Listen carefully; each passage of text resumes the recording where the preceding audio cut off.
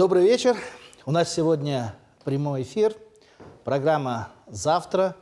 В студии Рустем Аривджанов и Сусана Халилова. Салям алейкум. Мерабаныз, ақшам шәріфлеріңіз қайырлы болсын. Мен сізге айтмаға естередім ки, яғни енді бүгінден башлап ток-шоу «Завтра» яйыны эфирге, жанлы эфирде чыққажақ. Ну, будем стараться. Может быть, не каждая программа. Будем стараться, как позволят технические условия. Я сначала представлю, мы вместе с Сусаной Халиловой представим наших гостей, а потом скажем, о чем будем говорить сегодня. Если вы не смотрели, конечно, анонсов и не знаете заранее тему сегодняшнего разговора. А мы бүгінгі мевзу чоқ мерақлы олажақ. Я надеюсь. Бурун, давайте с этой, стой, как удобно. Бұл тарафтан Тимур Булгаков, Аль-РТВ телеканалының продюсері, Эйваз Умеров, Қырым-Татар Милли Медени автономиясының рейсі, ве Айдер Бекташ, Қырым-Татар Милли Арекетінің фаал иштиракчысы. Ну, я думаю, что Скендера Беляева представлять, наверное, крымским татарам не надо. Это руководитель общественного движения «Инкишаф» и член Совета по национальной политике при президенте Российской Федерации. Салям алейкум, Скендер ага. Рефик Курсеитов, кандидат социологических наук и доцент и заведующий кафедрой, мы любим говорить, нашего Крымского инженерно-педагогического университета. Салям алейкум. И человек, которым мы гордимся, Ришат Ага Аблазисов, ветеран Крымско-татарского национального движения. Мы в Крыму сейчас, Ришат Ага, благодаря и тому, что вы и ваши ровесники сделали, Саун. Я должен вас за это поблагодарить. Итак, тема сегодняшней программы. Буйрдус, Сонханом. Қырым-Татар Милли Медени автономиясы федераль севесінде керек мы бізлерге? Честно говоря, ну, давайте, прежде чем мы начнем спорить, мы уж и с Сусаной Халиловной на эту тему спорим, послушаем, что подготовили наши журналисты для короткого сюжета, с которого мы начнем эту программу.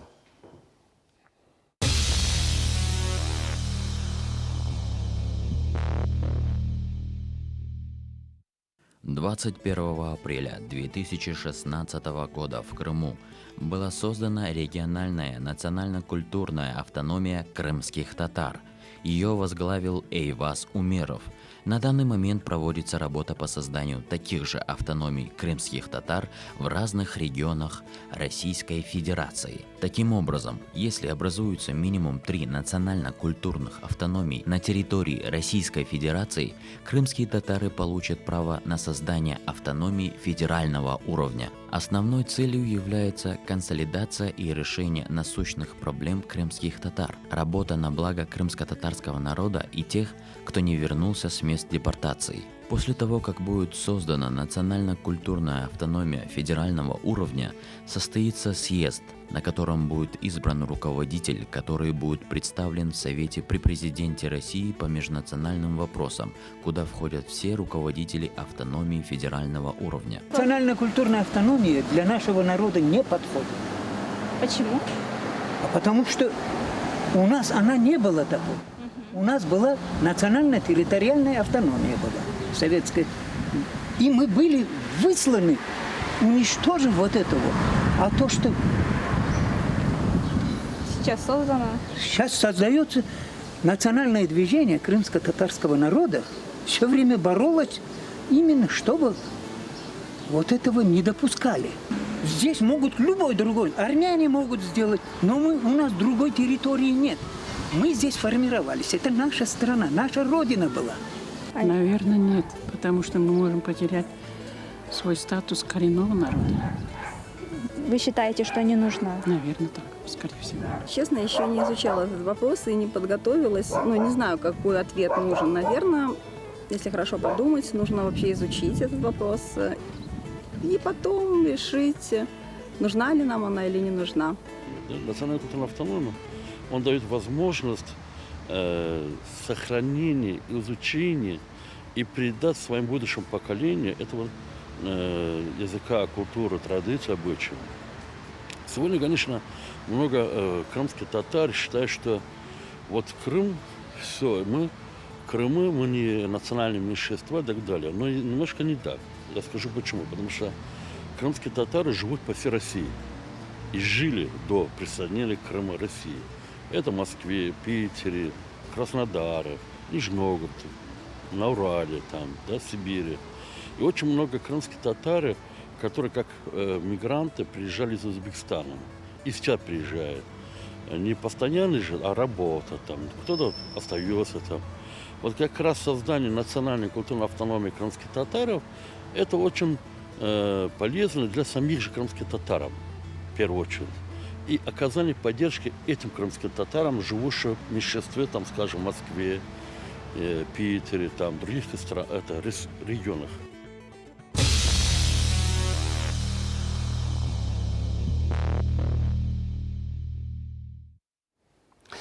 Я знаю этого человека, который вот последний выступал в этом сюжете. Союн Это Садыков. Союн Садыков. Он лет 15 был президентом Федеральной национальной культурной автономии азербайджанцев России. А поскольку я много лет прожил в Азербайджане, я сначала входил в Федеральный совет, а потом сейчас седой стал совсем. Член совета Аксакалов этой организации, поэтому знаю, как она работает. Но, Ну, ақсақалдар сұрасына да сізге ертечку кірмеген. ну, не знаю, как выбрали. Ну, может быть, если говорить, совсем уже проводить чистоту всяких параллелей, да, но я все-таки крымский татарин, да, выбрали, потому что много прожил в Азербайджане. Так вот, в состав этой организации. Но, тем не менее, да, федеральная культурная автономия азербайджанцев живет, ну, лет 16 уже в России. Их, я не могу сказать точно, 12, 19 уже федеральных национально-культурных автономий, а самому закону 20 лет. Для того, чтобы начать спорить, да, надо хотя бы понять, ну, может быть, многие уже читали, а многие не читали, этот закон от 96-го года о национально-культурной автономии. Я прочту буквально несколько предложений, чтобы не утомлять вас юридическими терминами, что же такое национально-культурная автономия в Российской Федерации. Итак, это форма национально-культурного самоопределения, представляющая собой объединение граждан Российской Федерации, относящих себя к определенной этнической общности, находящиеся в ситуации национального меньшинства на соответствующей территории на основе их добровольной самоорганизации в целях самостоятельного решения вопросов сохранения самобытности, развития языка, образования, национальной культуры. Там есть еще продолжение, но это вот самое важное. Да. Марустембе, мен шуну да қошмақа истердім ки, яғни бұл федеральный қанунда да более бір мадде бар. Право на национально-культурную автономию не является правом на национально-территориальное самоопределение. Ведь там бұл мадде бір чоқ ватандашларымызның более бір, білесіңіз ме, яғни қаршылық доғыра более бір автономиясының тешкілі олмасынан. Ну, вы знаете, я считаю абсолютно вещи не очень взаимосвязанные. Вот смотрите, в Российской Федерации есть федеральная национальная культурная автономия татар, чувашей, башкир, мордвин.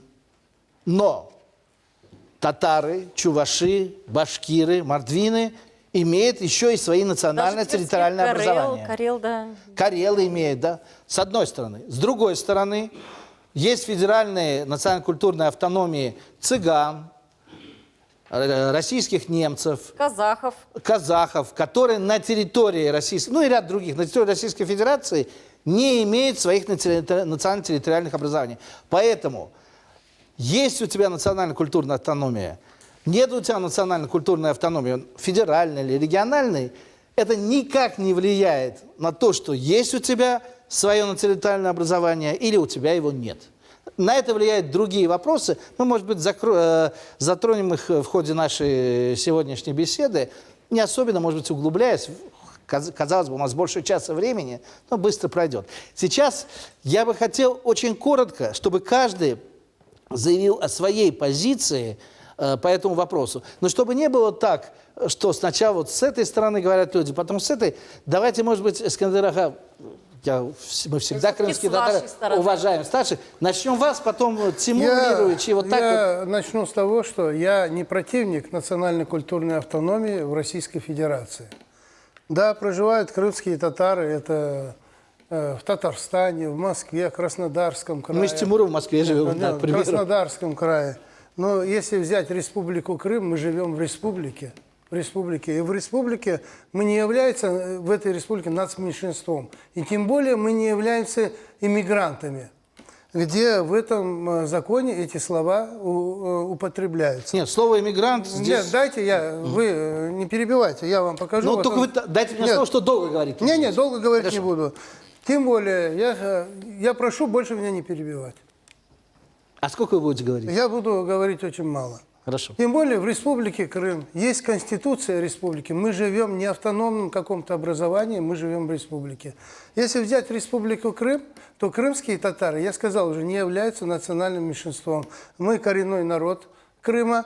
И тем более в Конституции Крыма все сделано для потребления культурных потребностей крымско-татарского народа. Если взять именно крымских татар, я думаю, у нас больше всего культурных, это ансамблей, у нас есть театр, у нас есть национальные школы, у нас есть телевидение, скоро будет радио, у нас государственный язык. Те потребности культурные, которые нужны для крымских татар в Крыму, государство и республика, оно полностью удовлетворяет. Да, если коснуться языка, тут есть у нас проблемы, но я думаю, после того, как заработал указ президента, и думаю, этот вопрос в скором будущем будет решен. Что касается языка, я сразу скажу, я остановлюсь на этом. Есть у нас общественная организация «Марифчи», есть у нас союз писателей, где Марифчи и союз писателей очень долго работают над проблемой крымско-татарского языка. И у них наработаны при Украине очень большие такие работы, и там и зачислены уже кандидатские работы по этому. И в этом плане, я думаю, все-таки этим заниматься должны те организации, которые знают, это преподаватели, это историки. Я хотел бы вот сказать свое мнение. Спасибо. Да, Тимур Бей, пожалуйста, да. Ну, во-первых, трудно с вами не согласиться, с одной стороны. С другой стороны, мой личный опыт, вот живя в Москве, я столкнулся с простыми проблемами. Ведь когда мы говорим про ФНК, это инструмент, который придумало государство и придумало 20 лет назад. Может быть, те, кто живут в Крыму и которые вступили в Россию недавно, еще не вполне осознали. Дело в том, что есть законодательный инструмент. Государство вам дает один из вариантов. Да? То есть это не значит, что нужно, как сказать, вот как вы сказали, есть два общества, их хватает. Общество только, как сказал Полонский, в Крыму зарегистрировано 1800. Полонский – это вице-премьер, да, Дмитрий? Дмитрий Анатольевич, да. До этого говорили, что в 2015 году было там 800 таких вот организаций. Да хоть будет 2000. Дело в том, что только ФНК позволяет на законодательном уровне решать те вопросы, и для этого созданы специальные структуры при президенте, при Совете Федерации, в Государственной Думе. И вот как я уже начал в Москве, очень много было бы вопросов решить проще, гораздо проще. Тем более, что это все прописано в законе. А вы лучше меня знаете, как работает закон. Я согласен, есть бумага, что была ты человек. Нет бумаги. Я не говорю, что в Москве не должно быть. Так, если это можно применить в Крыму, в Москве. Нет, то есть то, что опыт, разве московский опыт или крымский татарин в Москве становится хуже, чем татарин в Крыму? Нет, вы внимательно изучите опыт всех национальных культурных автономий Российской Федерации.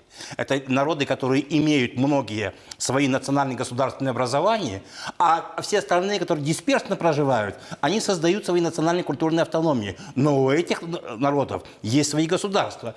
Плюс те диаспоры иностранных государств, да, они создают национальную культурную автономию. Вы что, хотите сказать, что мы в Крыму диаспора какая-то? Нет, это никто вам не хочет говорить. Стоп. Что вы? Кто об этом говорил? Вот я как историк, допустим, изучал профессионально историю национального государственного строительства в СССР и в Российской Федерации. Возьмите, изучите этот опыт. Мы в 1936 году при принятии новой Конституции Сталин выступает, говорит, что вот Крымская республика, она крайняя, по первому признаку соответствует. Но только так из-за того, что крымские татары... В июне 1937-го, я вас как историк поправлю. В ноябре-декабре. Я тоже вас поправлю. И только из-за того, что крымские татары не составляют большинства в этой республике, не можем перевести на данный момент из автономной республики в союзную республику. То есть это Сталинская конституция. И председатель Конституционной комиссии с основным докладом выступает. Здесь никаких послаблений не должно быть. И все годы изгнания крымские татары добивались восстановления национальной государственной своей автономии, а не просто там какие-то вещи. Кому-то, если нужно, пожалуйста, в Краснодарском крае выезжайте, регистрируйте, создайте в Российской Федерации, кроме Крыма, национальную федеральную автономию. Карты вам полностью все в руки. А то, что касается Крыма, не изводите нас, Рефик Бей, спасибо не изводите большое. нас диаспорам, которые проживают здесь. Они живут, они создают. Вот многие диаспоры создали. Пусть создают, это их право. Мы вас услышали. Я хочу, чтобы Эйваз Бей, вы же создали, насколько я знаю, 3 местные национально-культурные автономии уже в Судаке, в Ялте, в Симферополе. И объединив эти 3 организации, создали региональные. Зачем вы это сделали? Вот Рефика ответил. Вот чуваши не создали свои внутри Чувашской республики, и в Татарстане не создали. В Татарстане да, есть мы башкирские, услышали вас, пусть Эйваз Бей ответит. Пожалуйста. Перебивать не Конечно. будет. Да, давайте не перебивать друг друга, но вопрос. Вообще надо поставить так, каждый пусть сперва выскажет свое мнение. Конечно. Давайте не будем вот как в дискуссию входить. Сперва каждый пусть выскажет мнение, предложение, а потом уже входить в Я так и предложил, но просто Рефик Ходжа очень горячий человек. Пожалуйста, Да. Ну, для чего были созданы местные, а после региональные, неоднократно на различных информационных площадках, круглых столах, на телевидении было озвучено. Повторюсь еще раз, из уважения ко всем телезрителям, которые сейчас в легком недоумении от происходящего последние пару месяцев в нашей любимой республике и у нас на родине. Цели стандартные, которыми, в принципе, долгое время пытались и при Украине многочисленные общественные организации заниматься. Это более десятка, которые формировали Курултай крымско-татарского народа. Этим пытаются заниматься те немногие на сегодняшний день организации, которые сформированы в российском правовом поле в Крыму уже. Это сохранение, приумножение языка, традиций, культуры нашей. Основная работа в этом. Мы даже не политическая какая-то организация или что-то. Но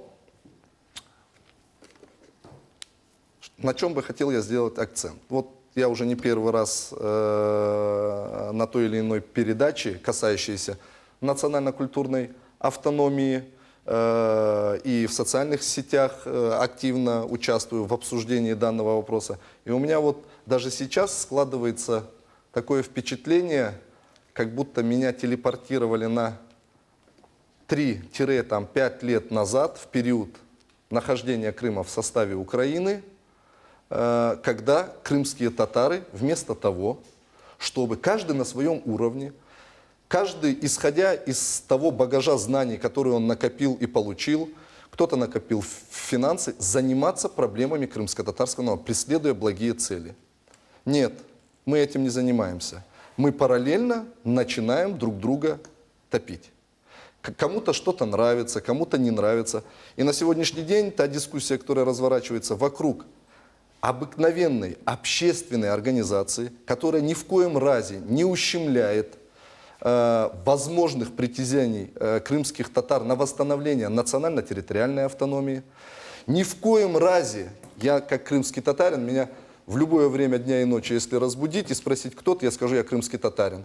Скажут, какой язык твой родной, я скажу крымско-татарский. Где твоя родина, спросят, я скажу Крым. Это процесс самоидентификации.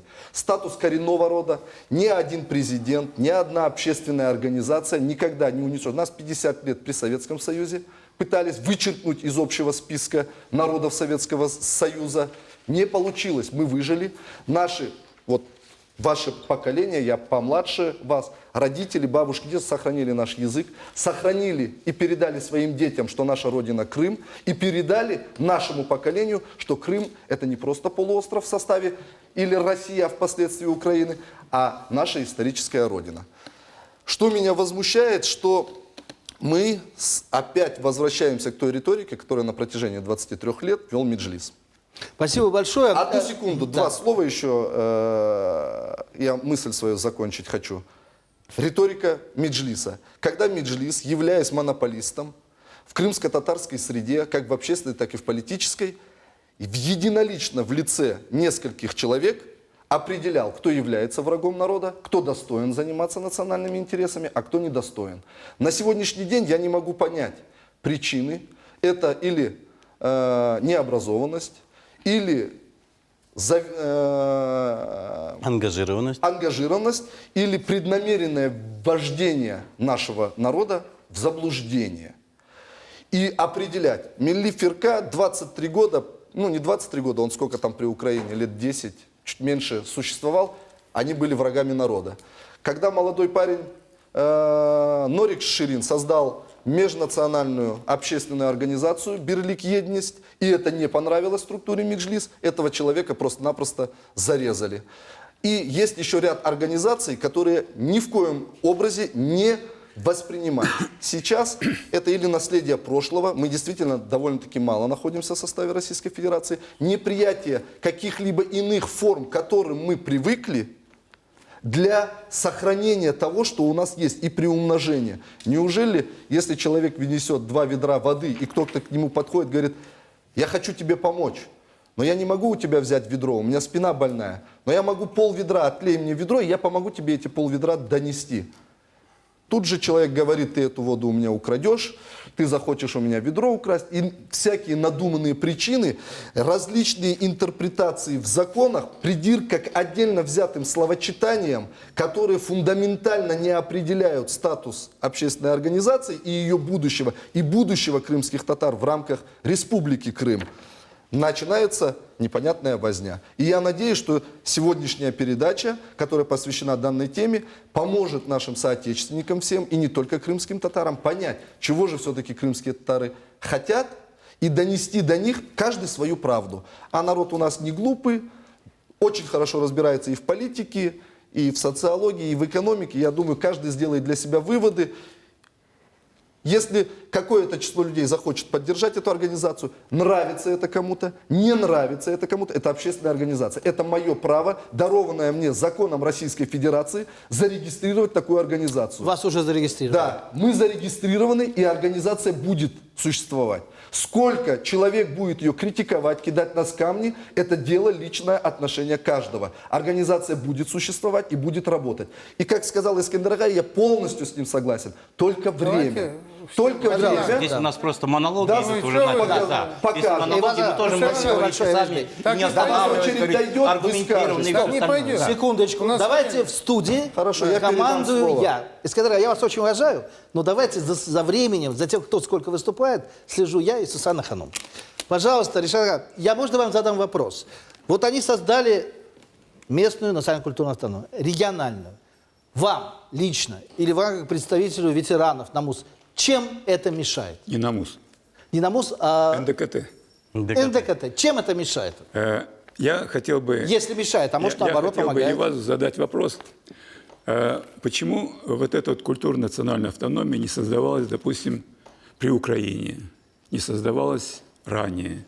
На основании чего вот это вот в связи с присоединением Крыма к России вдруг вот такая потребность возникла? На основании чего? Чем вы руководствуетесь? Можно я отвечу? Вы очень долго будете говорить. Я буквально сказал. Потому что при Украине была монополия на власть Меджлиса. И он клеймил все и вся. И не было мужчин, и не было законодательно возможностей делать это. А закон сейчас какой-то появился? Был ли закон в Украине, я просто не знаю украинские законы, о национально-культурной автономии? Был. Я вот хочу задать все же вопрос, получить ответ.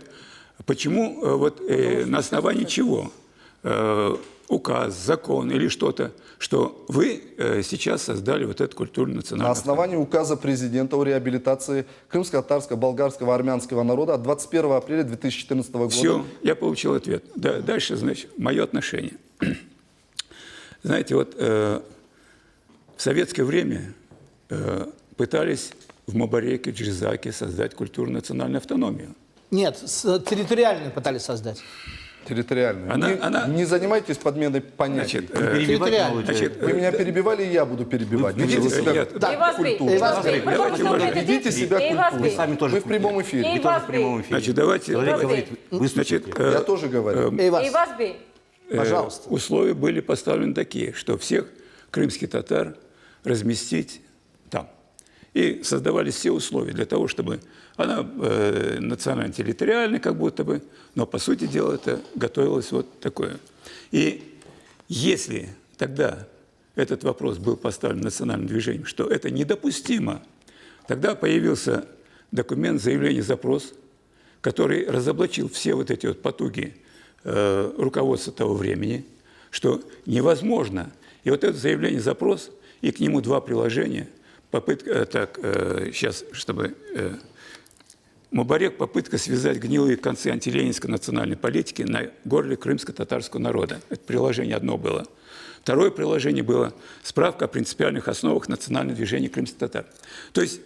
Не, почему Мубарек мешал вам, я понимаю. Да. А почему национально-культурная автономия, которая не переносит в другую территорию? Совершенно верно. Значит, мы добивались все время, и вот эти наши старшие поколения, которые буквально зарождали национальное движение, они тогда, не будучи даже в Крыму, во времена жесткого советского режима, они ставили вопрос в своем наказе, который разработали, восстановление государственности 1921 года, когда еще и в помине не было, что надо возвратить народ. Они ставили 4 вопроса основных.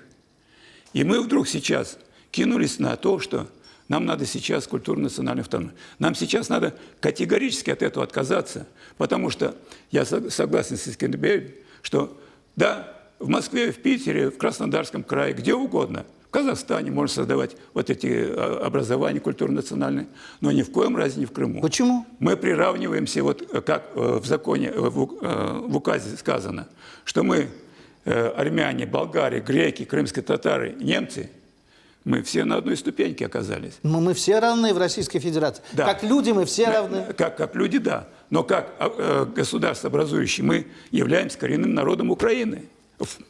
Аллах Крыма. Я просто к тому, что Украина признала нас коренным народом. Когда? Есть соответствующий акт. Когда? Вот. Когда? Скажите, это уже после присоединения Крыма. Это легко. Не, ну, понятно. Давайте я тоже признаю, когда мне не принадлежит. Да. Я к тому, что мы являемся государствообразующим народом. Уже не буду повторяться, это все средства массовой информации об этом говорят. Да, никто не возражает. Да. То есть нам сегодня, если податься вот на это, то мы как раз заходим в тупик. Когда нам говорят, что у вас культурно-национальная автономия есть, указ президента реализован как будто бы. Полностью, да. Да. А мы, по сути дела, в правах не восстановлены. И то, чего мы добиваемся, то, чего мы хотели, мы на сегодня не имеем. Да, спасибо большое, Ришат. Я вас услышал, но вопросы у меня остались. Может быть, да, у нас немножко есть время до рекламы. Если можно короче, Айдербей, скажу, что я не понимаю. Я не понимаю, национальная территориальная автономия крымских татар – это Республика Крым. Ну, то есть в Крыму. Это я понимаю. Устраивает состояние ее, да, выражение наших интересов, не устраивает другой вопрос. Но она есть. Национально-культурная автономия крымских татар, да, это форма общественного участия вместе с государством, как я это понимаю, в удовлетворении наших культурных, языковых, образовательных запросов. Чем это мешает друг на друга? Вот честно, я не понимаю. Ну, на самом деле, я, в принципе, тут поддерживаю Ришата Агая, ну и всех, кто высказался практически против того, чтобы здесь, в Крыму, создавать национальную... Вы ответьте, чем мешает? Дело в том, что это осознанно сбивает нас с основного пути, то, чего, в принципе, мы добивались все это время, начиная с момента снятия режима спецпоселения, о том, чтобы восстановить здесь национально-территориальную автономию. Вы говорите, что, по вашему взгляду, что это национально-территориальная автономия. По факту, это крайне сомнительно. Например, вы имеете в виду Республику Крым? Да, да. Вы отказываетесь от того, что Республика Крым – это наша национально-территориальная автономия? Чтобы это было, но для того, чтобы она была, Конституция Республики Крым должна быть наполнена конкретным содержанием. И это очень важный момент, мы потом его, в принципе, коснемся. Я здесь просто скажу короткую вещь, потому что вы сказали, что это национально-территориальная автономия, а вот, например, представитель Министерства иностранных дел Лукашевич, бывший, да, он сейчас в ОБСЕ направлен. Вот он сказал, что как бы здесь разгораются разные вопросы, как бы пытаются сделать очаг сепаратизма, пытаются подменить национально-культурную автономию местных татар национально-территориальной автономией. И он честно сказал, Лукашевич не прав. Я с ним не согласен. И он не говорил от имени Министерства иностранных дел, высказывал свою личную точку зрения. Лицо, тем не он менее, не прав. Это 5 марта Что 2015 это года. А Нет. депутаты Госсовета Крыма, которые каждый раз заявляют, господин Фикс и все остальные, что это не национальная автономия. Это их право. Давайте их поправим. Пожалуйста. Здесь, в принципе, я просто хотел бы сказать о том, что все время мы ставили вопрос, что национальная культурная автономия в Советском Союзе нам невозможна. И Верховный Совет СССР в Кремле, в Москве, они приняли о том, что нужно восстановить здесь ту автономию, которая была. Ни в коем случае я не говорю о том, что мы не против того, что действительно в Ленинграде вот уже, по-моему, создали там национальную культурную автономию. Пусть создают это только на пользу тем людям, которые там живут. Но здесь это очень опасный момент, чтобы нас не сбили с пути. Все, спасибо большое. Мы сейчас перейдем на рекламу, а после этого продолжим разговор.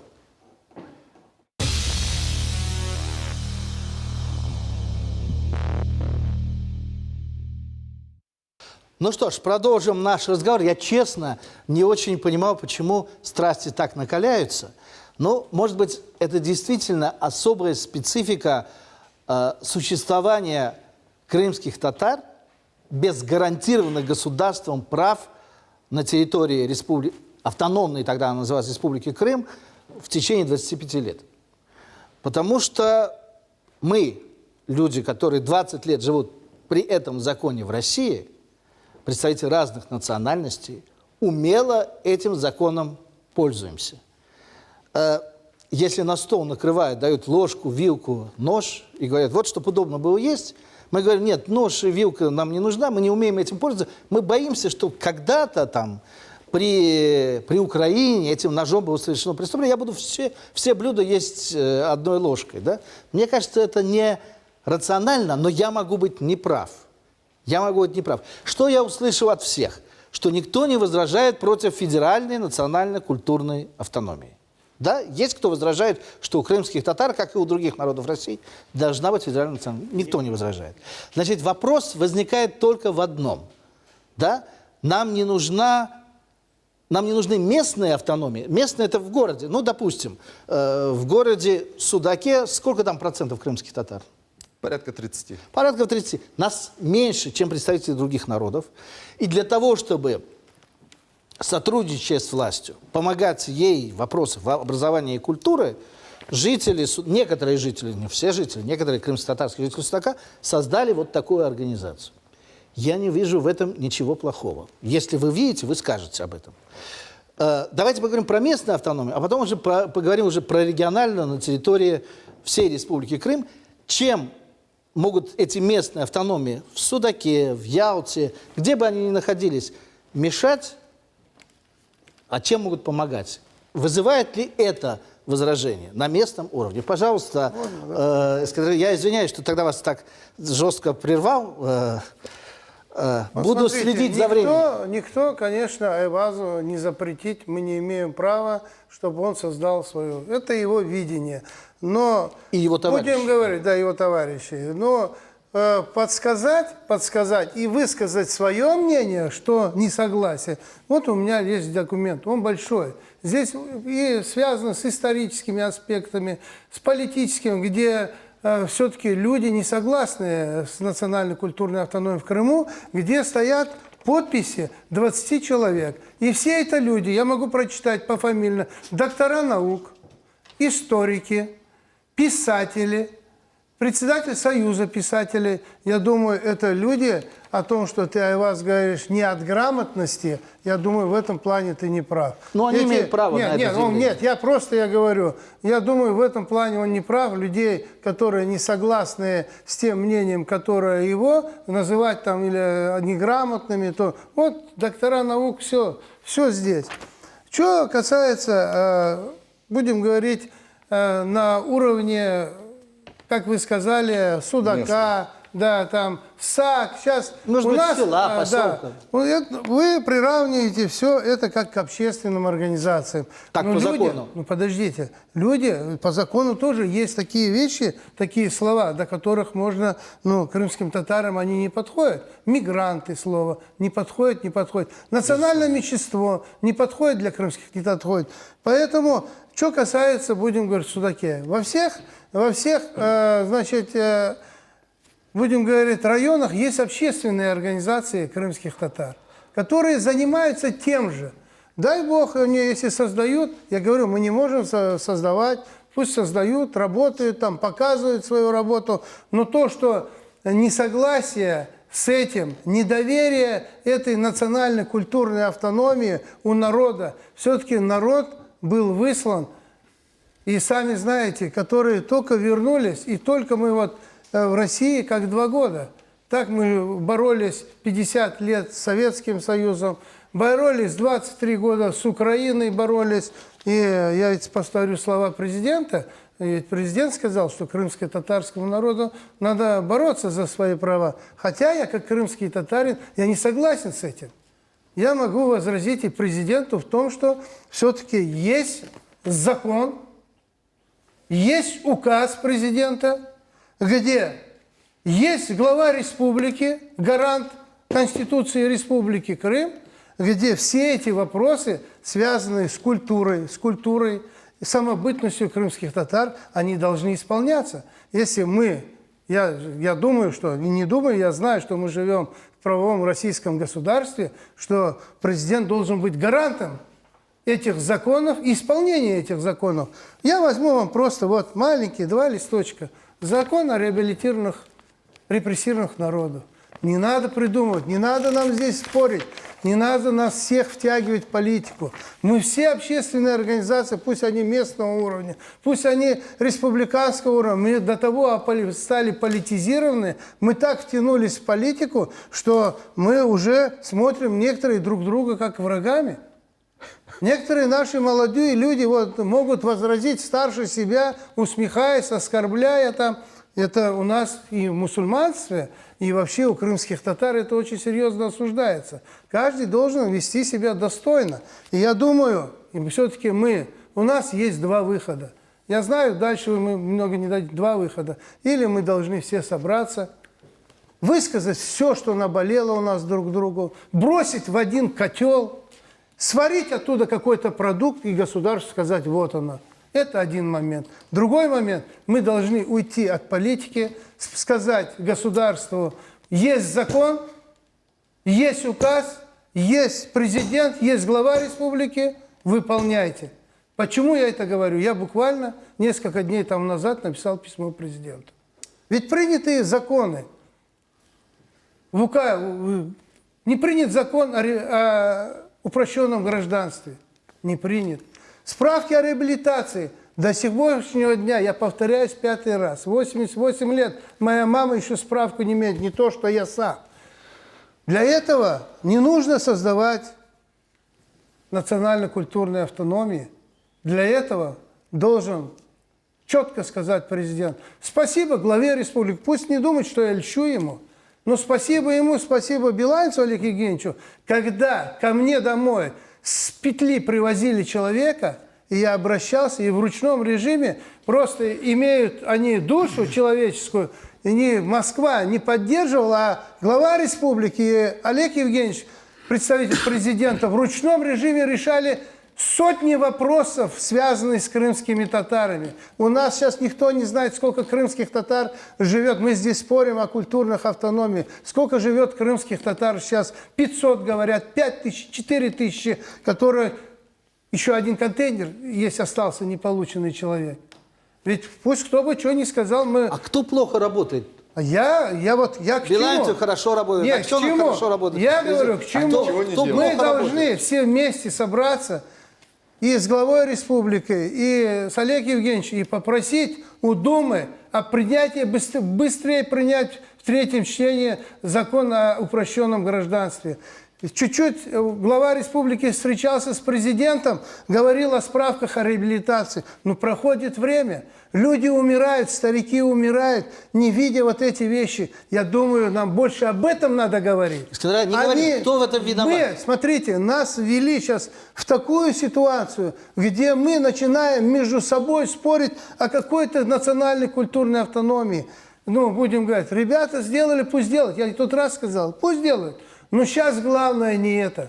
Главное другое. Мы должны объединиться все совсем над другим. Не на этих вещах спорить, а говорить именно о тех вещах, который страдает крымско-татарский народ. Подожди. Вот Спасибо, Искандер. Да, Один вопрос, пожалуйста. Вы говорите, мы не должны спорить, а нужна или не нужна национально-культурная Я говорю, автономия.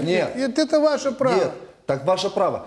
С моей стороны, со стороны участников национально-культурной автономии, инициатива спорить, нужна ли эта организация, нужна ли эта организация, нужна ли эта организация. Было почему-то организация, которая создалась и на сегодняшний день за 3 месяца привнесла какую-то пользу для нашего народа, как для отдельных личностей, так и в более масштабных проектах. Почему-то все организации, которые на сегодняшний день присутствуют в Крыму, вы начинаете нападать на своего соотечественника. Вы неправильно интерпретируете закон. Кто нападает?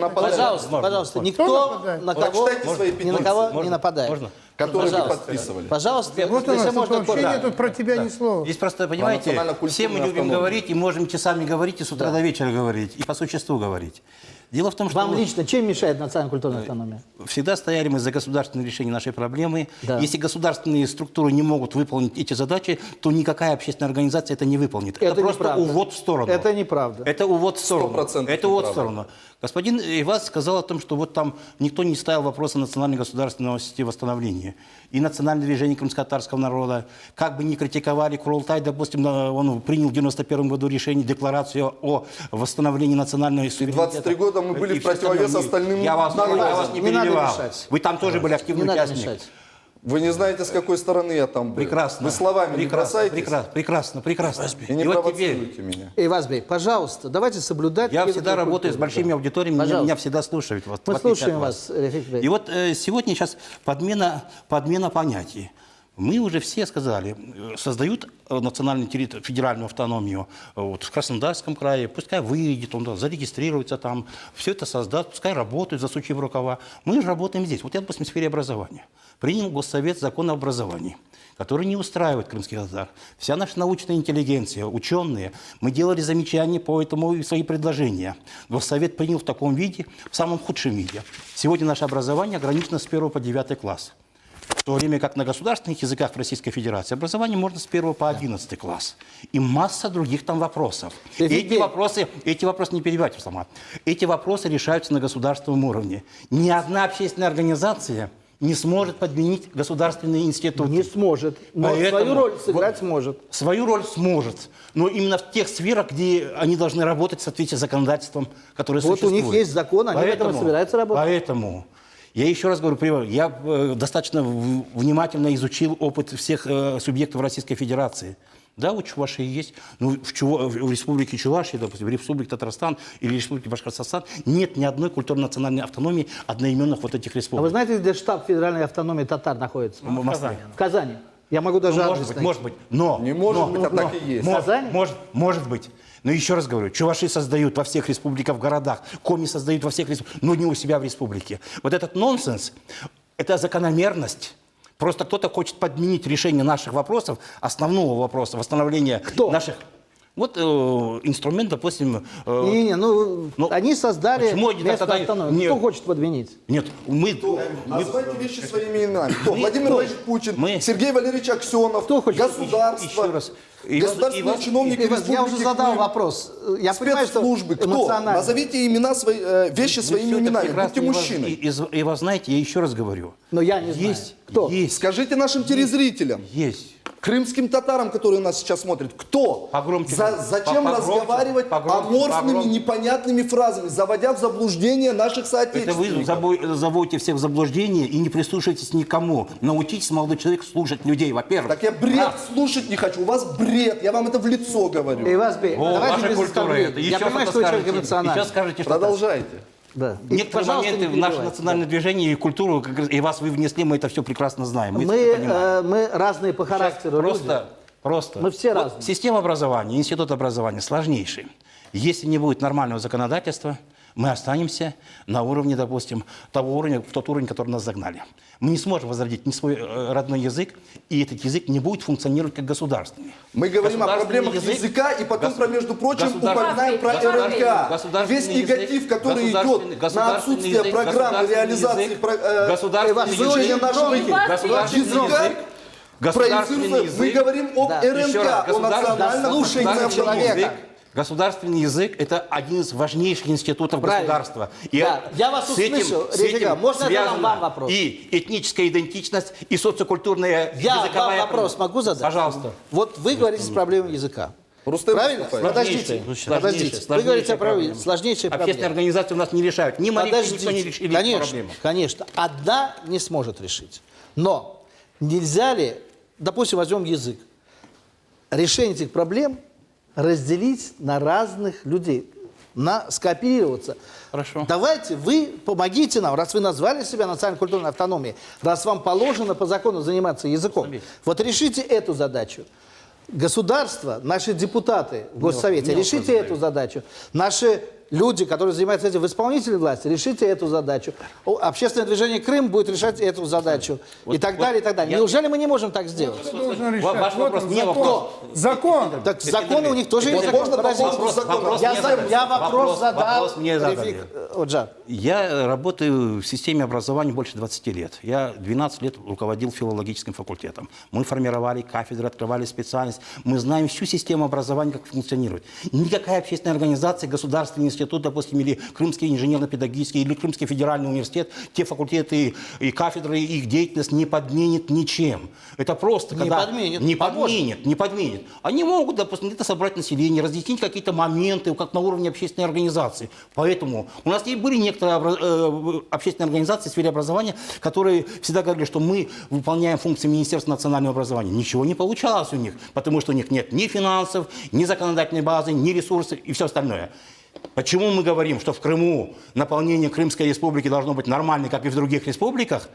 Потому что в тех республиках, мы изучаем Татарстан, Башкортостан 2007 года, написано огромное количество работ по этой проблематике. Мы работаем с социологами, с деятелями образования. Мы знаем, на каком языке развиваются эти республики. За последние 4 года, наверное, около 10 работ я опубликовал. Я сколько раз выезжал в эти республики. И мы знаем, вот недавно с Башкортостана была делегация. Я задал главе республики, и Кемал Мамбетов задал вопрос, на каких языках ведется образование в вашем районе? На 4 языках ведется образование, и 14 языков изучают.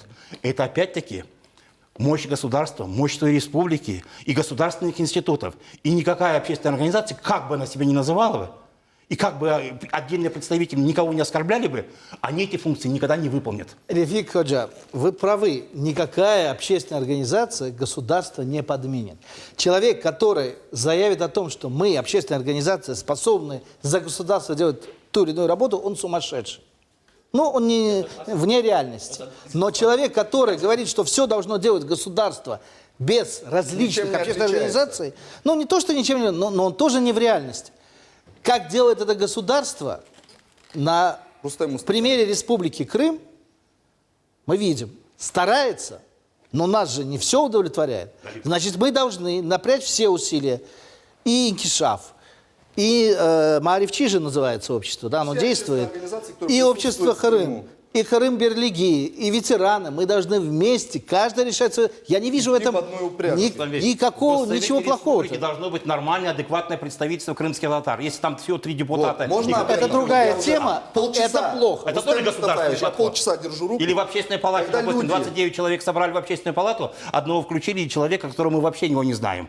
Когда люди говорят, и вот общественная палата готовит законодательные акты и делает экспертизу этих актов. Вы ждете милости от кого-то? Мы не ждем Мы с вами должны... Я сейчас должен всех перебивать и тоже на одном тоне со всеми говорить. Ивас, я разговариваю на передаче. У вас диалог. Давайте мы соберемся, 5 человек нам скучают. Интересен этот диалог. 5 человек скучают. Говорите, что я представитель национально-культурной автономии. Прекрасно. И как бы вот это вот все внимание, которое здесь собралось, сегодня уделено моей организации. Но организации, которую мы создали. Это не бенефис.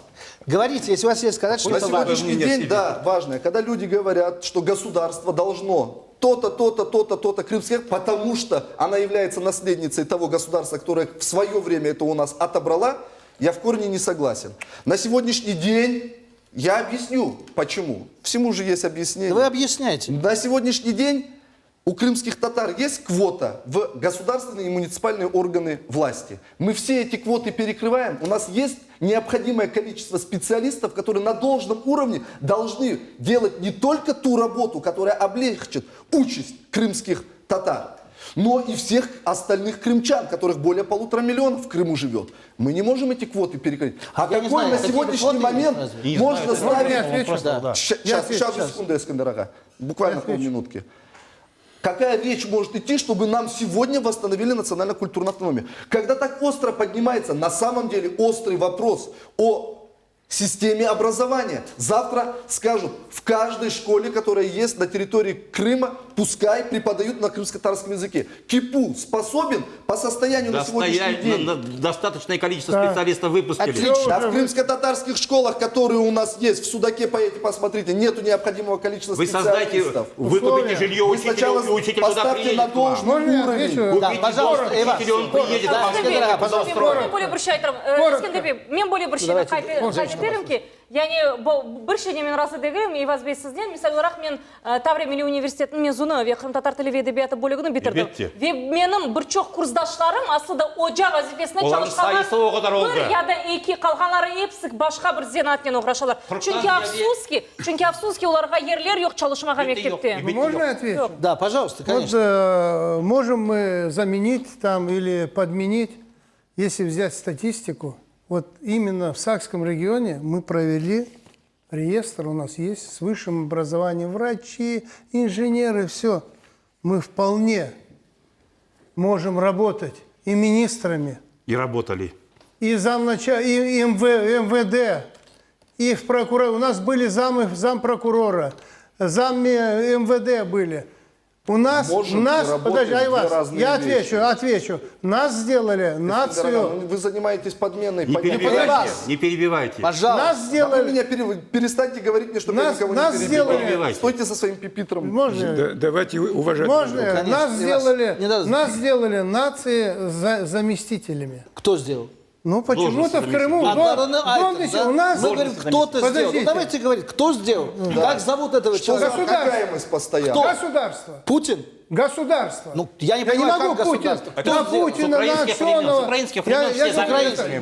Да, конечно. Ну, просто вы как-то голословно. Неужели у нас... Российская Федерация сделала? Рустем, дайте я скажу. Говорите, я спрашиваю. У нас что, нету достойных людей? Есть. Которые Вы могут возглавить человек. министерство. Вы член Совета при президенте, очень достойный человек. Вас обидело российское государство? Подождите, вы дайте мне досказать.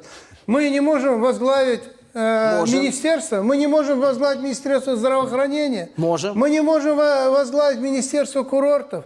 У нас есть люди, которые работали еще в Узбекистане по борьбе с экстремизмом. Мы предлагали на должности здесь этих людей. Мы предлагали на должность замминистров. Но почему-то до сегодняшнего дня я не понимаю, что происходит. Или все-таки есть к нам недоверие.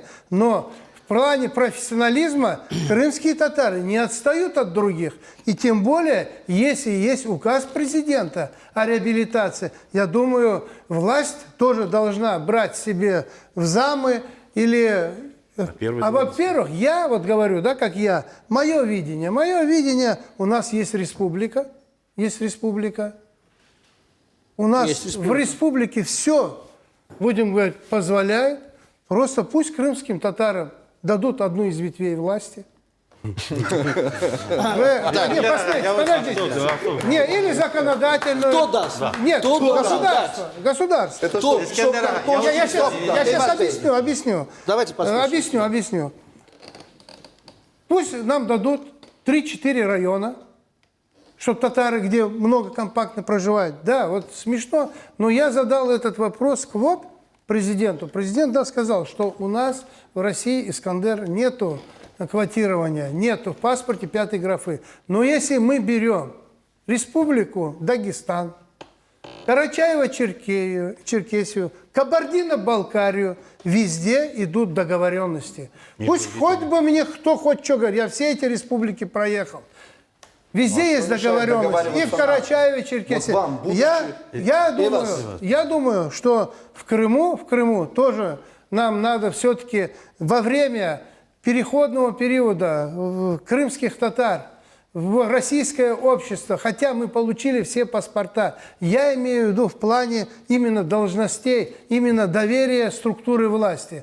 Вот в это время, все-таки на это время, все-таки крымским татарам, я не говорю депутатам, все-таки должны быть какие-то квоты, именно чтобы они могли возглавить министерство.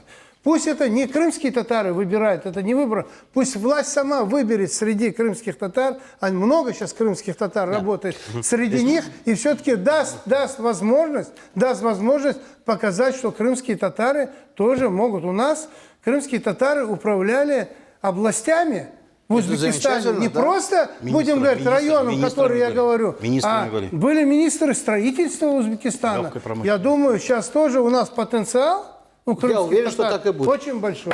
Да, я очень извиняюсь, буквально две реплики. Да. Первое, мы давно друг от друга знаем, я хотел спросить, когда движение НДКТ создавалось, вы помните, какое было противостояние с запрещенным ныне Меджлисом, да?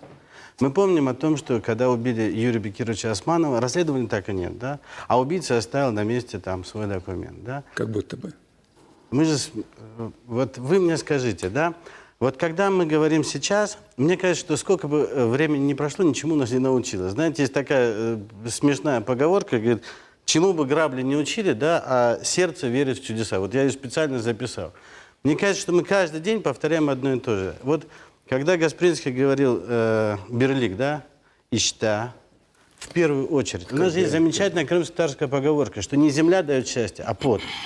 А теперь получается удивительная вещь. Эйваз Бей, может быть, просто кому-то не нравится он сам. Не его структура, а он сам. А я просто говорю о чем. Сейчас кто-то мешает, а мы между собой не можем договориться. И происходит действительно подмена понятий. Я очень извиняюсь, похвастаюсь из своей личной жизни. Я говорил с муллой. И мулла, когда узнал, что я назвал сына Адам, сказал, это не татарское имя. Эдем должен быть. И я долго смотрел ему в глаза, и до сих пор вот у меня мурашки по коже. Если человек не читал Коран и не может отличить Адам от Эдема, райского сада, первого человека от райского сада, то о чем мы еще можем говорить? Сейчас все, что происходит, мы опять ушли в политику. Это не политическая, это общественная организация, которая может помочь, которая уже создана и уже работает. Так зачем мешать? Ведь те же самые обвинения шли в сторону НДКД. Мы уже это проходили. Да, так может быть нам сейчас просто-напросто сказать, что Эйвазби, хорошо, делаешь, делай. У нас есть вопросы. Теперь, почему я говорю подмена понятий, я с ним почти согласен. Где штаб-квартира? Вот у меня здесь устав татарской организации. Я с ним очень дружу. Казанские татары, штаб-квартира в Казани. Более того, есть такая удивительная штука. Автономия где существует? Вас очень уважаю и обожаю. В Казани существует. В Казани, штаб-квартира. Мы детали уточним, но еще раз говорю, у татаров есть очень много национальных... А потом... Нет, подождите. Это я вам могу дать? Подождите, я вам дам. Но вопрос это технический. Искендер Ага, вы удивительный человек. Вы на такой высокой должности, я не знаю, ну, раньше, допустим, если вы жили, ну, скажем так, при царе, вы были бы принц крови или кронпринц, чтобы эту должность занимать.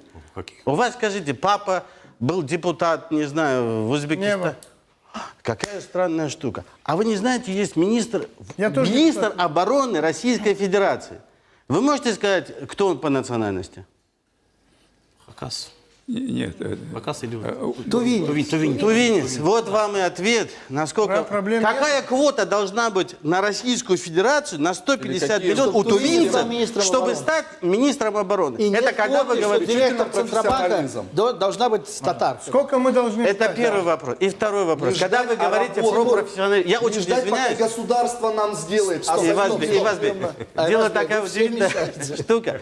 И последнее, что меня очень поражает, человек вашего ранга, статуса и опыта... Давай не трогай меня, я тебя прошу. Ранги мои...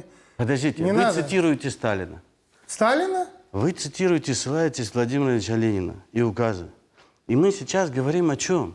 На дворе, я очень извиняюсь, 21 век. И еще, помните, 10 лет назад аксакалы не брали телефон, боялись, что облучение будет и так далее. Да? Сейчас у всех есть мобильный телефон, и он скорее помощник, чем вредитель. Так вот я хочу спасибо спросить. большое. Может быть сейчас такая же история Айдербей. с Эйвазом? Айдербей Может он просто меньше сам, всего личность говорит. его не устраивает? Тимур, спасибо. Пожалуйста, Извини. можно еще? Я правда я слышу о многих проблемах, но я не понимаю, чем небольшая местная национально-культурная автономия в Ялте, в Судаке или в Симферополе, небольшая, мешает вот всем тем проблемам, которые мы должны решать. Айдер, может, Для вы нас мне это, ответите, знаете, пожалуйста. как, это все-таки такая, как, условно говоря, не то что тряпка, но, знаете, оно как... Почему? Объясните, почему? Дело в том, что у нас есть политический вопрос, который до сих пор, вопрос, который до сих пор не решен. Это вопрос восстановления прав крымско-татарского народа, восстановления его как говорит республики Путин, мухи отдельно, и государства. котлеты отдельно. А я все-таки хочу сказать к чему. Смотрите, до войны в Совете национальностей, это как сейчас Совет Федерации, 12 человек было избрано от Крымской АССР, из них 6 были крымские татары, правильно?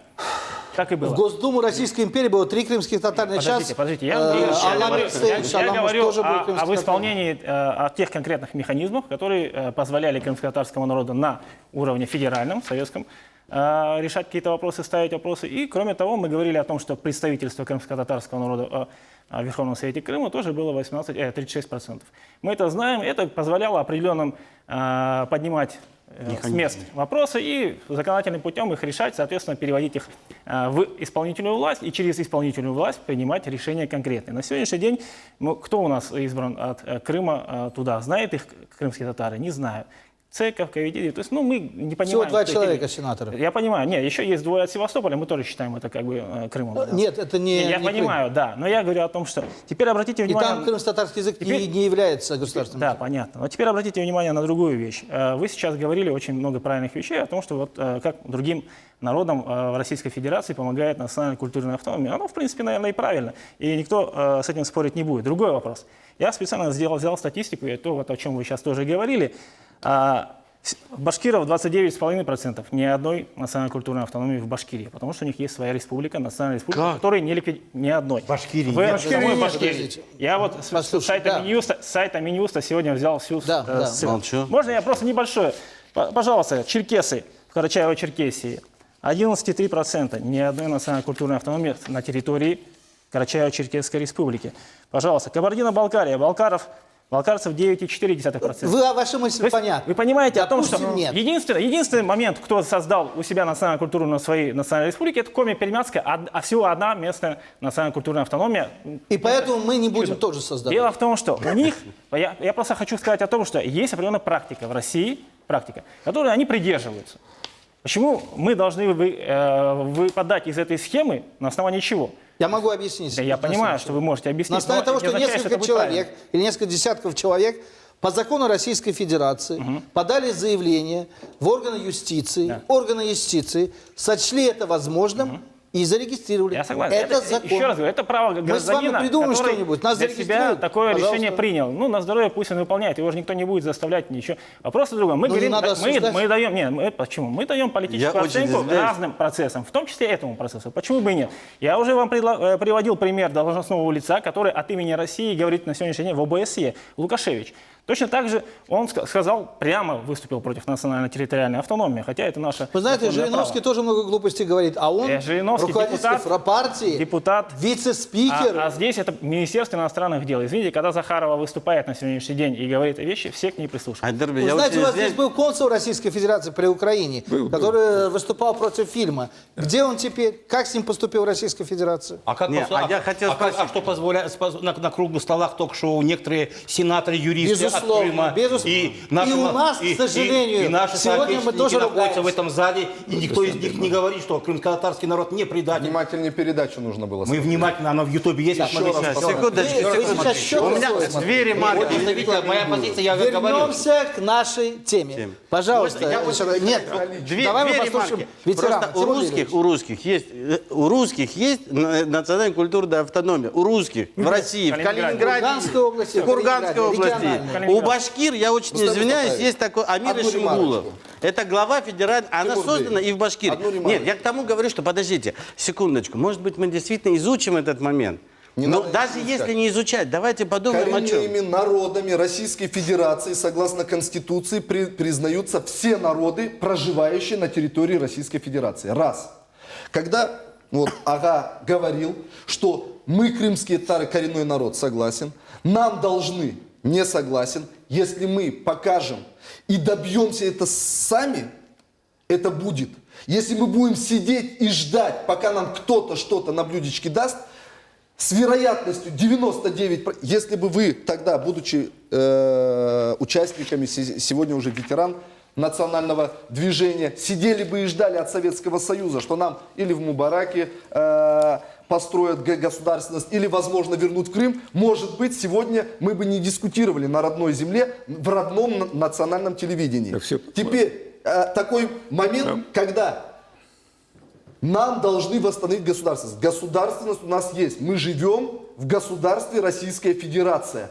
А в какой форме наша республика будет находиться в составе этого государства, зависит от того, как мы, третья по численности национальная группа Республики Крым, коренная, одна из коренных, я думаю, тут возражать никто не будет. Национальная группа. А? Возьмите определение, почитайте, что такое национальная группа. Рустембек, можно? Давайте не придираться. Вот вы словам придираетесь. Почему вы это делаете? Вы хотите показать... Вы даже не пытаетесь слушать ту идею, которую я вам не... Этническая группа. Вы занимались этим 23 года в Меджлисе и продолжаете заниматься этим, подобной риторикой. Вокруг вас одни враги. Пожалуйста, Ришат, зря использовали вот это время. Пожалуйста. Вопрос конкретно был ко мне. Ну и тут реплика, что мы не уважаем Эйваза. Я его... Вот первый раз я с ним сталкиваюсь. Нет, спросили, может быть. Да, я первый раз вот с ним сталкиваюсь. Но я никаких претензий к нему не имею, как к человеку.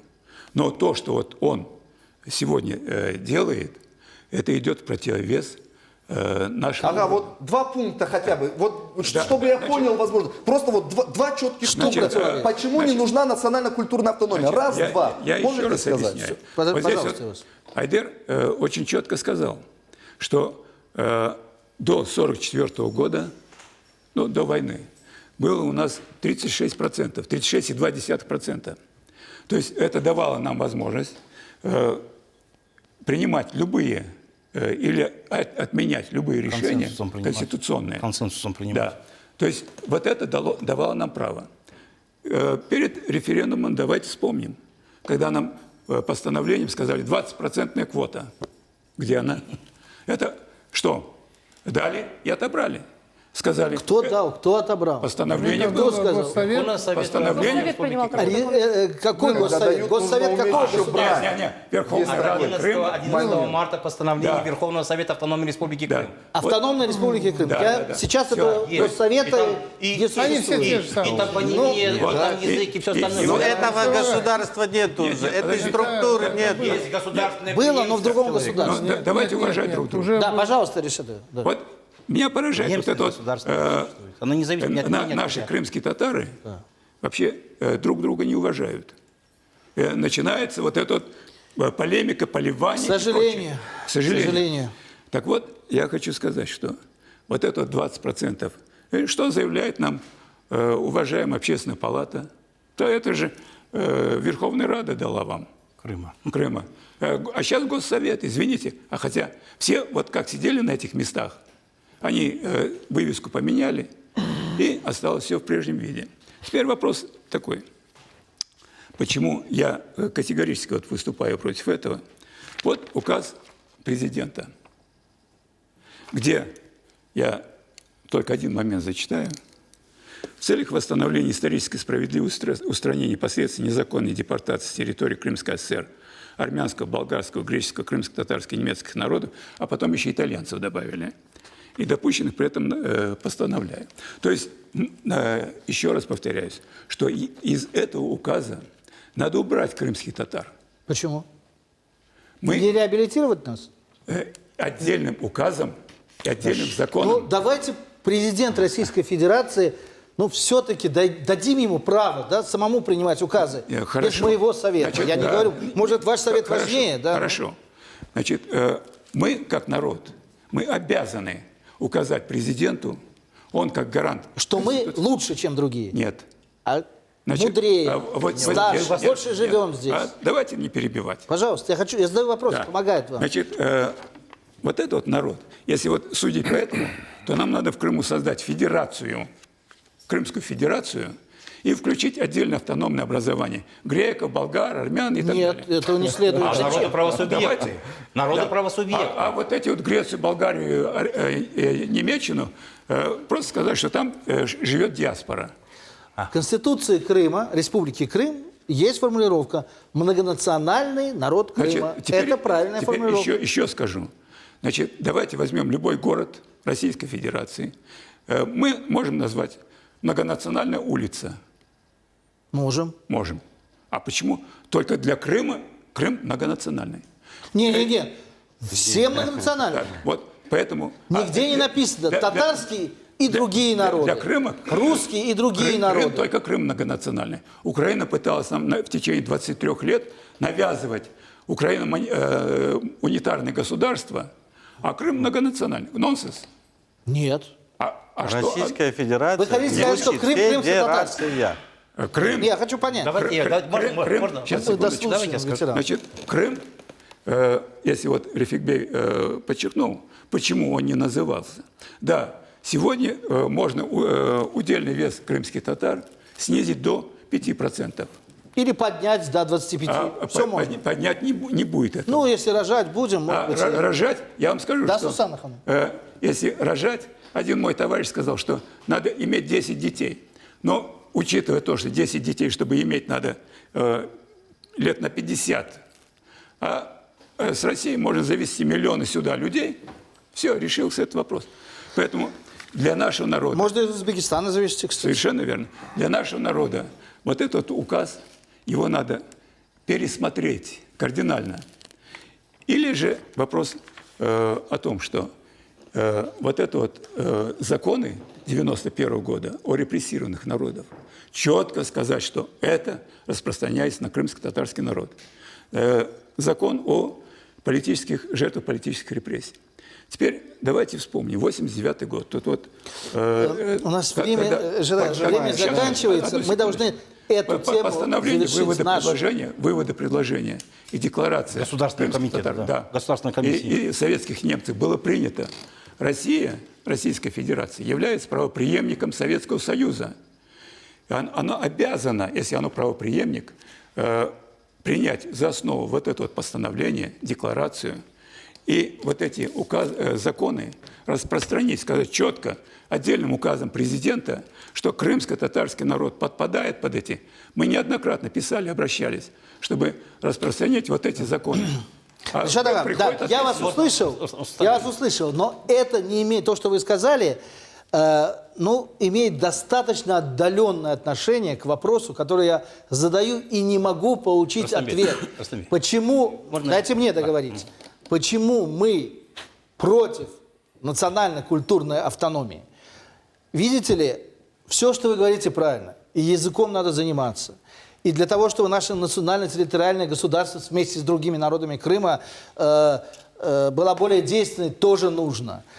И учителей, и специалистов надо готовить. Там много чего. И справки нужно выдавать вовремя, а не долго ждать. Все это нужно сделать. Но почему это надо делать? Но почему при этом мы не должны создавать национально-культурную автономию? Я не понимаю. Это нас отвлекает? Нет? Вот Эйваз, там, его товарищи в этих городах, в других городах занимаются этим. Они же нас не зовут в эту организацию. Вот Ришат Ага здесь вопрос поднял чисто научный такой. Когда мы говорим, когда греческий народ, болгарский народ, немецкий народ, отсюда выселялись диаспоры этих народов, но не народы. Народы жили в Германии, в Болгарии, во всех местах. И что? И в соответствии со стандартами этнологическими, которые были в Советском Союзе, научными стандартами, люди, которые проживают вне своих государств, они являются диаспорой. Кроме этого, есть диаспора иридента, который живет... Это мы все знаем, да. К вопросу, какое имеет отношение? Просто после закона 91 года были отдельные указы по карачаевскому народу и по другим народам. Да. В соответствии с этими указами там много есть пунктов. Я тоже все эти указы изучал. Нам нужно принять закон о крымско-татарском народе. Правильно я вас понял? Отдельно можно принять. Совершенно правильно. Какое отношение это имеет к национальному? Почему они мешают? Нужно принять. Потому что гладиолус. Можно? Вот давайте так. Я вас лично создавая подождите, пожалуйста. Вот создавая культурно-национальную автономию, нам говорят, извините, вот указ президента, который реализован. А здесь написано содействует созданию и развитию национально-культурных автономий. То есть ни слова не сказано о том, что это народ... Вы думаете, что нас обманут? Я правильно понял всех? Нет, Вы думаете, что нас обманут? Нас обманывают уже на протяжении 70 лет. И у вас нет доверия. Правильно я вас понял? А вот этот указ здесь, он не обманывает. Он нагло попирает наши права. Вы говорите о указе президента? Да. Я бы не осмелился так говорить. Вы же со мной согласны? Конечно, он госслужащий. Он не госслужащий. Если здесь была ссылка на закон 91 года, 91 года восстановления прав репрессированных народов, мы видели бы законодательную базу. Указ – это меры по реабилитации. Конечно. Меры. Мы вспомним сейчас декларацию Верховного Совета от 14 ноября 1989 года, когда Верховный Совет единогласно признал эти незаконные и преступные действия государства. А созданная государственная комиссия через 2 недели подготовила выводы и предложения Государственной комиссии по проблемам крымско-татарского народа. И опять-таки Верховный Совет единогласно поддержал, где был 4-й пункт, восстановление справедливости в отношении крымских татар невозможно без восстановления крымских татар. Я даже вам помогу. После указа закона 91 года был закон 92 года, который говорил, в котором оговаривалось, что по восстановлению национально-территориального объединения репрессивных народов будут приняты отдельные законы. И я согласен, в Российской Федерации, у нас в стране.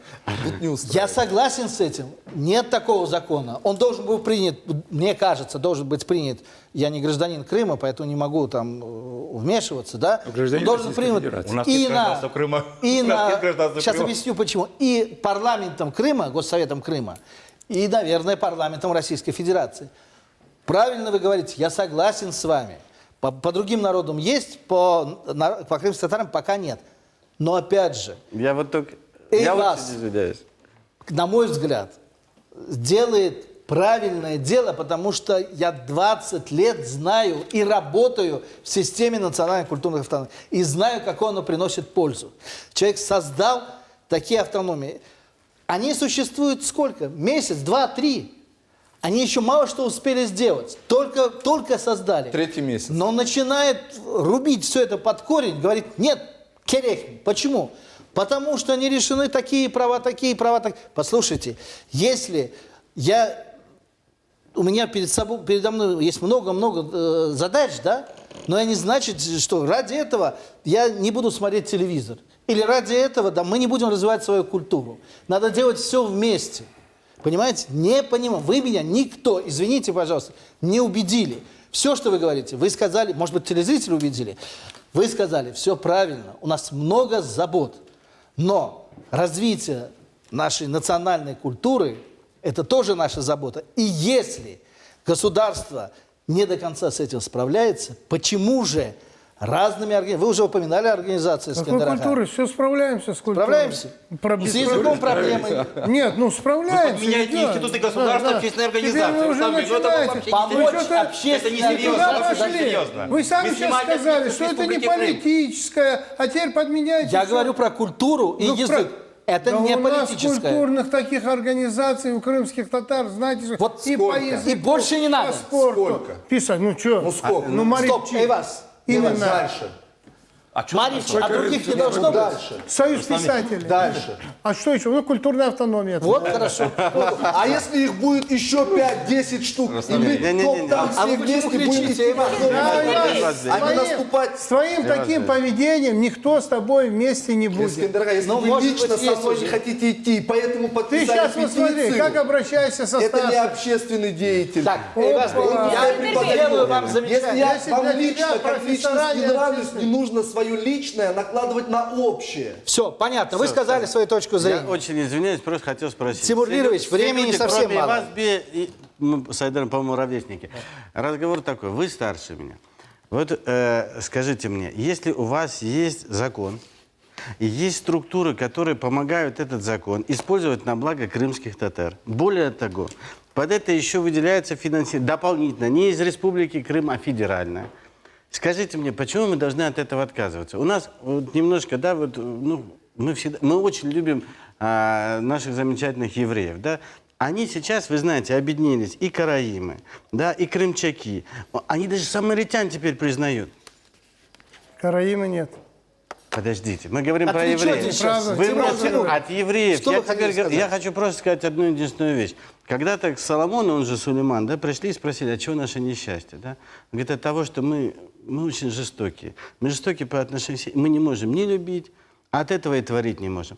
Человек творит. Плохо, хорошо творит. Но главное, что для этого он никому не лезет в карман. Почему мы вот сейчас наступаем на те же самые грабли? То же самое, что вы проходили на своей собственной шкуре, я не побоюсь этого слова, да? Сколько это седых волос, чего это семье вашей стоило, да? А сейчас вместо того, чтобы, ну не хотите поливать, не надо поливать, а зачем топтать грядку? Вот это не могу понять. Ведь никто не топтает. Мы предложили давайте мы будем постепенно завершаться. Вот так, когда большая этническая группа посмотрим по времени проживает на своей исторической родине. Возьмите справа снимать налоги, прочитайте. Вы часто меня просили не перебивать. Рустем билесем білесіңіз давында более бір Ескендербей айтты ки, яғни бізде бір чоқ более бір жамаат тешкилатлары бар, ким тил ве медениет меселерден обраш. Ама афсус ки Ескендербей соңки вақыт бұл жамаат тешкилатларını көрмейік. Олар нечедір кенарға чекілділерді. Ве аслы да халқымыздың жамаат ішінде олар актив çalışмайлар. Мен бұны сізге айтам телевизиончы olarak.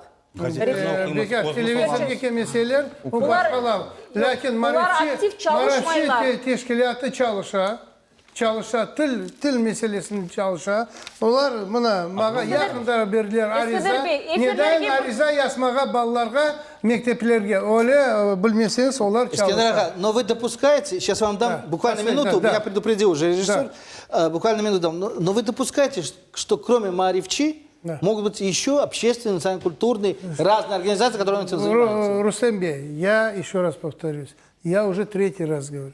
Никто ему запретить, будем говорить, но каждый высказать свое мнение в отношении этой организации, свое мнение. Каждая организация или индивидуум, или что, я показал. Вот здесь ведь профессора, доктора наук, историки, писатели это имеют право. Если я последнее слово, я хочу два слова последнее сказать.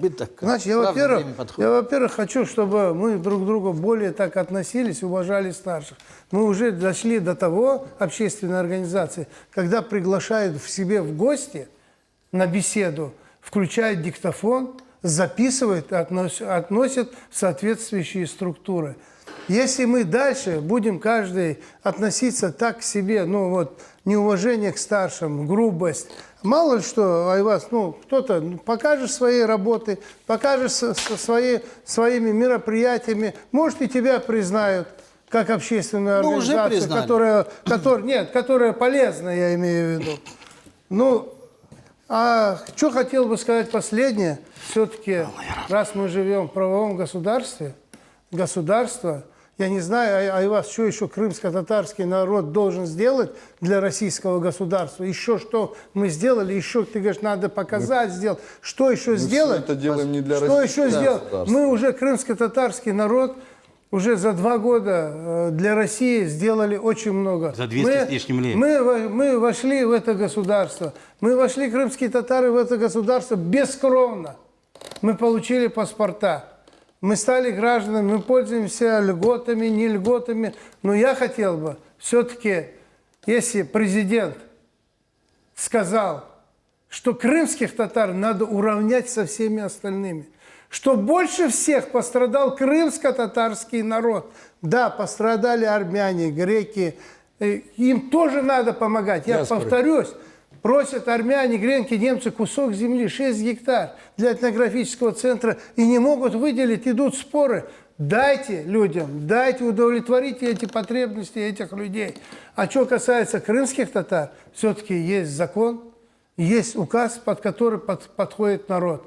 И государство обязано этот закон выполнять, как она выполнила для карачаевцев, для чеченцев, для ингушей, для баркарцев.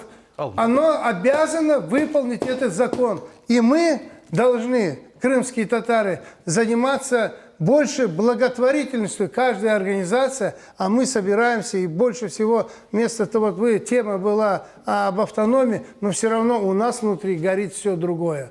У нас сгорит совсем другое. У нас сгорит то, что будет с нашим народом. Дальше мы должны услышать. И то, что говорил президент, уравнять, увидеть это уравнение. Я скажу больше. Да, указ хороший. Президент принял указ. Он сделал свое дело как гарант Конституции. Но, к сожалению, до сегодняшнего дня пункты этого указа полностью не работают. Это не вина наших, будем говорить, властей республиканских. Я знаю, как Сергей Валерьевич разговаривал с президентом, переживал. Я знаю, как Олег Евгеньевич и Сергей Валерьевич переживали за этот закон о упрощенном гражданстве. Какие были... Бальбек Руслан проводил собрание, где ФМС, замначальник ФМС стоял и говорил, мы не будем выполнять ничего, мы будем исполнять закон. Шел против вице-премьера, мы все это прошли. До сегодняшнего дня, Аллаха шкур, что это все в ручном режиме. Но я хотел бы, чтобы этот ручной режим главы республики Олег Евгеньевич отошел в сторону, а работал закон. И закон абсолютно быстрее должен принять Государственной Думой. Вот последнее, что я хотел сказать. Спасибо большое, Сканер Ага. К сожалению, времени остается совсем мало. Я попробую подвести итоги нашего сегодняшнего разговора. По паре слов можно же? Тогда я не смогу сказать. Буквально, если вы 30 секунд, то я своего времени вам отдаю. Значит, вот в одном из выступлений было сказано, Ремзи Ильясов заявил о том, что чем больше у нас организаций, тем лучше. А я считаю, что у нас должна быть, чем меньше организаций, тем лучше. Вот мы сейчас проводим инициативу. 9 июля состоялась у нас встреча инициативной группы по проведению всекрымской встречи. 23 числа, вот в субботу, также состоится встреча, где будет организован оргкомитет по проведению вот этой всекрымской встречи, где будут поставлены все вот эти вопросы и о культурно-национальной автономии, и об образовании, и языке, и отношении к выборам. То есть все вопросы будут поставлены. Поэтому, пользуясь случаем, хочу всем, кто желает принять участие в этой встрече, в субботу в 11 часов просим на Чехова 17. Спасибо за объявление. И завершаем. Вы правильно подметили, что чем больше организаций, некоторые говорят, тем лучше. Вы считаете, что чем меньше организаций, тем лучше. Но ведь это не важно, 1000 их будет или 5. Важно, чтобы они работали. Вместе. Вот. Делали свое дело. На одну цель. Очень важно понимать, что когда люди пытаются создать что-то новое на основе закона, не противоречия закону, не подменять это нашим личным мнением. Не получится у национально-культурной автономии. Мы все вместе скажем, что не получилось, хорошую идею загубил. Ликвидирую ее и все. Получится, будем говорить, молодец, извини, что кто-то помогал, а не помогали. Но молодец, справился. Спор, нужна ли нам национально-культурная автономия, мы затеяли с Усаной Ханум, потому что почувствовали, что в обществе существует некое напряжение вокруг этого вопроса. Наша сегодняшняя беседа, по-моему, убедила всех, что спорить мы должны по другим вопросам. Каждый из выступающих затронул болевые точки нашего существования в Крыму и даже нашего развития. Вот о чем мы должны говорить, а не о том, какие формы мы будем использовать для того, чтобы добиваться своей цели. Нам предстоит очень много работы сегодня для того, чтобы наш народ вместе с другими народами нашей республики счастливо жил завтра. Давайте относиться к этому серьезно и давайте помогать друг другу. Спасибо вам, спасибо всем тем, кто смотрел нас. Это первый наш прямой эфир. Если были ошибки и какие-то накладки, не обессудьте. Мы тоже старались для вас. Сау нас. Кечіңіз қайыр.